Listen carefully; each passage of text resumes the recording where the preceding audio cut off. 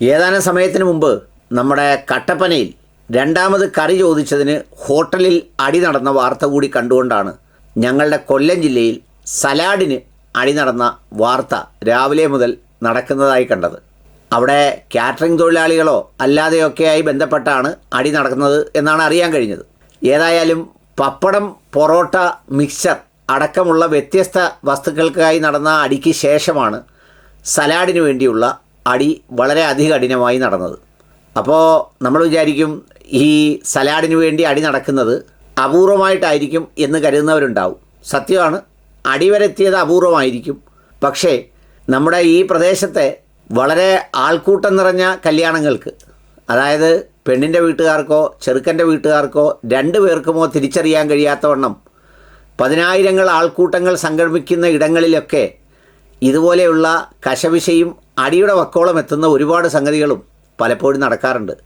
കാരണം വേറൊന്നുമല്ല, ഇവിടങ്ങളിൽ കല്യാണം എന്ന് പറയുന്നത് ഒരുതരം മനുഷ്യക്കാടുകൾ എന്നൊക്കെ പറയത്തില്ലേ, കൊടും വനങ്ങൾ. നമ്മൾ സാധാരണ വനമെന്ന് പറയുന്നത് ഒരു നിശ്ചിതമായ പ്രദേശത്ത് കുറേ വൃക്ഷങ്ങൾ ഇങ്ങനെ ഇടതൂർന്ന് നിൽക്കുന്നതിനെയാണ്.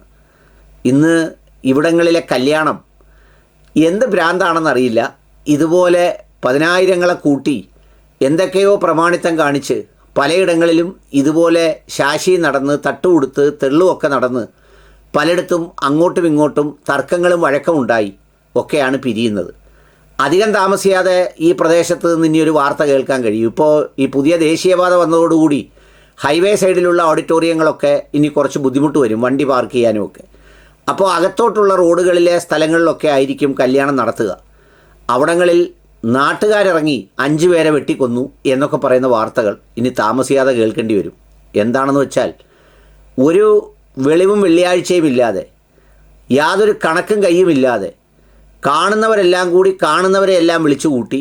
ഇങ്ങനെ വിളിക്കുമ്പോഴേക്കോ അടുക്കളയും അടച്ച് കൂടുമടച്ച് എല്ലാവരും പാത്രം കഴുകി തലേന്നേ കമഴ്ത്തി വെച്ച് ബാക്കിയെല്ലാം എടുത്ത് തലയിലും വെച്ചുകൊണ്ട് ഒരു 10-10:30 മണിക്ക് എന്തോ യുദ്ധത്തിന് പുറപ്പെടുന്നത് പോലെ, നമ്മൾ സാധാരണ ഓപ്പറേഷൻ സിന്ദൂർ എന്നൊക്കെ പറഞ്ഞില്ലേ, രാജ്യത്തിൻ്റെ ഓപ്പറേഷൻ എന്ന് പറഞ്ഞതുപോലെ ഓപ്പറേഷൻ കല്യാൺ എന്ന് പറഞ്ഞങ്ങ് ഇറങ്ങി പുറപ്പെടുകയാണ്.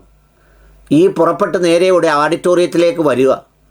സാധാരണ കല്യാണങ്ങൾക്ക് വരുന്നവരെ ഒരു 10-50% ആളുകൾ, ഇപ്പോൾ ചെറുക്കൻ്റെ വീട്ടുകാരും 50% പെണ്ണുങ്ങളും ആണെങ്കിൽ, പെണ്ണിൻ്റെ വീട്ടുകാരുടേതുമാണെങ്കിൽ, ഈ ആളുകളെയെല്ലാം ഓരോരുത്തരും വിളിക്കുന്നവരെ ഓരോ വിഭാഗക്കാർക്കും അറിയാം. 2 കൂട്ടർക്കും അറിയാവുന്ന ഒരു 10-15% പേര് കാണും ഇതിൽ. പക്ഷേ ഇവിടങ്ങളിലെ മനുഷ്യക്കാടുകൾ നിറഞ്ഞ കല്യാണങ്ങൾക്ക് ഇങ്ങനെയൊന്നും അറിയണമെന്നില്ല. ഇപ്പോൾ എൻ്റെ മോളുടെ വിവാഹത്തിന് ഞാൻ പ്രമാണിയാണെങ്കിൽ എൻ്റെ പെങ്ങന്മാരും എൻ്റെ ജ്യേഷ്ഠനും അനിയനും എല്ലാവരും കൂടി അവരവർക്ക് ഇഷ്ടമുള്ള പോലെ അങ്ങ് വിളിക്കുക. ഒരാൾ സ്വർണ്ണക്കച്ചവടക്കാരനാണെങ്കിൽ പുള്ളി സ്വർണ്ണക്കാരെ മൊത്തം അങ്ങ് വിളിക്കും. ഒരാൾ വേറെന്തെങ്കിലും പലചരക്ക് കച്ചവടക്കാരനാണെങ്കിൽ പുള്ളി ആ കടയിൽ വരുന്നവരെയെല്ലാം, പിന്നെ അതുകൂടാതെ അവിടെയുള്ള പലചരക്ക് കടക്കാരെ എല്ലാം അങ്ങ് വിളിക്കും. സ്നേഹമാണെന്നാണ് പറയുന്നത്. ജ്യേഷ്ഠനും അനിയനും പെങ്ങന്മാരും ഒക്കെ ഭയങ്കര സ്നേഹത്തിലാണ്, അവരങ്ങനെ ചെയ്യുന്നതെന്നാണ് പറയുന്നത്. എന്നിട്ട് ഈ ആളുകൾ മൊത്തം കൂടി വരും. ഇത് വന്നു കഴിയുമ്പോഴേക്കോ ഒരാഡിറ്റോറിയത്തിനും കൊള്ളാൻ കഴിയുന്ന സ്ഥലമില്ലാതെ വരും. ചെറിയ റോഡുകളൊക്കെ ഭയങ്കരമായി അങ്ങ് ബ്ലോക്കാവും.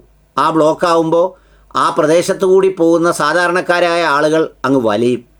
ഈ റോഡുകളിൽ മുഴുവൻ മുട്ടൻ പ്രമാണിമാരുടെ കല്യാണമാണെങ്കിൽ റോഡ് നിറഞ്ഞു നിൽക്കുന്ന ഭീകരമായ വാഹനത്തിലാണ് വരുന്നത്. ഇതെല്ലാം കൂടി ഇങ്ങോട്ട് വന്ന് കിലോമീറ്ററുകളോളം തടസ്സമായി ചില ഓഡിറ്റോറിയങ്ങളുടെ മുന്നിൽ നാട്ടുകാരിറങ്ങി അടിക്കുന്ന സ്ഥിതിവിശേഷം പോലും ഈ നാട്ടിലുണ്ടായിട്ടുണ്ട്. എന്നിട്ടും ഇതിനൊന്നും ഒരു കുറവുമില്ല. ബിരിയാണിയും തീർന്ന് വെറുംചോറും തീർന്ന ശേഷം ഉച്ചയ്ക്ക് പൊറോട്ടയും ദോശയും ചുട്ടുകൊടുത്ത കല്യാണങ്ങളുണ്ട്. കാരണം 5000, 7000, 10000 ഒന്നും അല്ലാതാണ് ആളുകൾ വരുന്നത്. എന്നിട്ട് ഇത് വലിയൊരു ഗമയിലാണ് കല്യാണം കഴിഞ്ഞ് പറയുന്നത്. അങ്ങ് 5-6 കിലോമീറ്റർ റോഡ് ബ്ലോക്കായി. പിന്നെ എല്ലാം തീർന്നിട്ട് അവസാനം ഈ പറയുന്ന പോലെ പിന്നെന്താ പറയുന്നത്, വാഴക്കൊല പുഴുങ്ങിക്കൊടുത്തു എന്നൊക്കെ വലിയ ഗമയിലാണ് പറയുന്നത്. ഇതിലൊരല്പം അന്തസ്സ് കാണിക്കണം. അങ്ങനെ കാണിക്കുമ്പോൾ മാത്രമാണ് ഈ പപ്പടത്തിനടിയും മസാലയ്ക്കടിയും ഈ സലാഡിനടിയും ഒന്നും വരാത്തത്. അവനവന് വേണ്ടപ്പെട്ടവരെ മാത്രം വിളിച്ചു കൂട്ടുക, എന്നിട്ട് കല്യാണം ഭംഗിയായി നടത്തി തൃപ്തിയോടെ പിരിഞ്ഞു പോവുക.